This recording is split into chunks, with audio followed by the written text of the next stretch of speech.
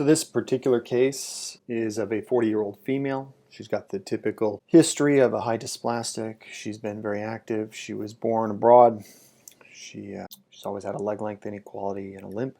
Notes a history of casting, but no prior surgeries. Her physical exam is important in this case because it demonstrates that she's very flexible. So in these particular cases, I perceive that as somewhat accommodating to lengthening. Also see that she's got a little bit of excessive anatorsion on that left hip. That's seen in our prone internal external rotational evaluation. So in this particular case, I've opted to use an anterior approach largely because of the ability to control acetabular component positioning, acetabular preparation, screw placement, and also the ability to fine-tune the leg length. The other benefit is if I had to proceed with a subtrochanteric osteotomy, I could precisely place that where I wanted based upon implant and healing considerations. Another benefit that's not commonly talked about, but the hip in the dysplastic patient is typically more of an anterior structure.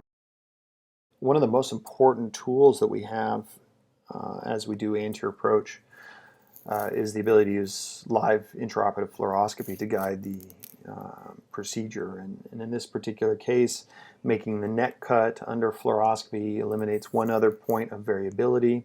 Certainly when you're dealing with abnormalities of torsion, the lesser trochanter may be harder to find. It may be difficult to assess your neck osteotomy level. This allows it to be incredibly precise. You mark the anterior neck with the edge of an osteotome and make your neck cut exactly where you wish to have it done based on fluoroscopic evaluation. Once the neck osteotomy is complete and the head is out of the way, actually reaming proceeds in a very controlled manner. We begin with a reamer directed medially and in fact distally sometimes to achieve a more normal hip center. And it's here where some of the facilitating technologies available to us can be quite advantageous, as I typically use the VELA system to help guide the acetabular component, giving us relative landmarks as a target for acetabular component inclination and aneversion. Cut positioning similarly is done under direct fluoroscopic guidance. The initial stability of the cup is placed between the acetabular columns and a single screw is placed. So in this case, we elected to go with a Bantam 44 shell.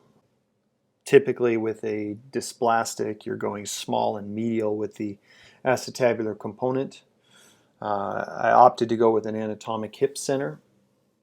I think it reduces the complexity postoperatively, but rather opted to tailor my lengthening so as to not overly lengthen. And I anticipated probably leaving her a few millimeters shy of equal to the contralateral limb.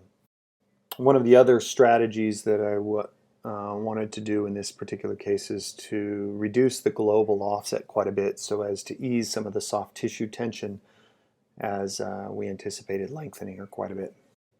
The femoral components are placed again under fluoroscopy. In this case, a SROM stem was used to control the torsional variables. The SPA sleeve gave us quite a bit of control over this given the unique anatomy typically presented with the dysplastic femur. Again, you can see we use the VELA system to guide the femoral component to control for variabilities such as the hip center and reconstruction of leg length and offset. The thing that is most attractive to me with the anterior approach is the ability to reliably produce a very good postoperative x-ray. Here we are at 2 years follow-up showing a stable osteointegrated implant in ideal position with good reconstruction of leg length and offset. And the final result demonstrated here side by side, demonstrating the correction of leg length and femoral position, as well as reconstruction of the anatomic hip center. There's ideal acetabular component position and reproduction of the anatomic hip center.